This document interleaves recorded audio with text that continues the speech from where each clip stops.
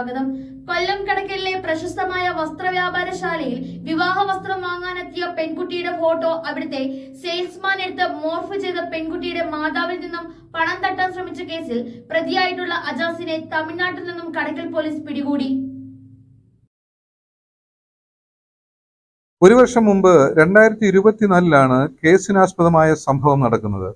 വസ്ത്രം വാങ്ങാനായി കടയ്ക്കലിലെ പ്രമുഖ തുണിക്കടയിലെത്തിയ പെൺകുട്ടി ട്രയൽ ചെയ്യുന്ന ഫോട്ടോ കടയിലെ സെയിൽസ്മാനായ മൈനാഗപ്പള്ളി നല്ലത്ര കിഴക്കുതൽ വീട്ടിൽ അജാസ് തന്റെ മൊബൈൽ ഫോണിൽ പകർത്തുകയും അതിനുശേഷം ആ ഫോട്ടോകൾ മോർഫിലൂടെ നഗ്നചിത്രങ്ങളാക്കുകയും ചെയ്തു.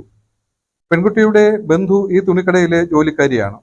ഇവരോട് കാര്യങ്ങൾ മനസ്സിലാക്കിയ അജാസ് പെൺകുട്ടിയുടെ വീട്ടിലെത്തി കുട്ടിയുടെ മാതാവിനെ ഫോട്ടോകൾ കാണിച്ച് 1 ലക്ഷം രൂപ തന്നാൽ ഫോട്ടോകൾ ഡിലീറ്റ് ചെയ്യാം എന്ന്, അല്ലാത്തപക്ഷം സോഷ്യൽ മീഡിയയിൽ പ്രചരിപ്പിക്കുമെന്നും ഭീഷണി മുഴക്കി.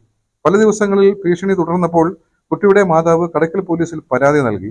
ഈ വിവരമറിഞ്ഞ അജാസ് തുണിക്കടയിൽ നിന്ന് മുങ്ങുകയായിരുന്നു.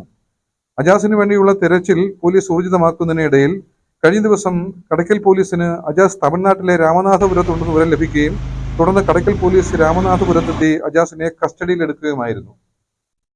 മെഡിക്കൽ ചെക്കപ്പിന് ശേഷം അജാസിനെ കോടതിയിൽ ഹാജരാക്കി കോടതി റിമാൻഡ് ചെയ്തു.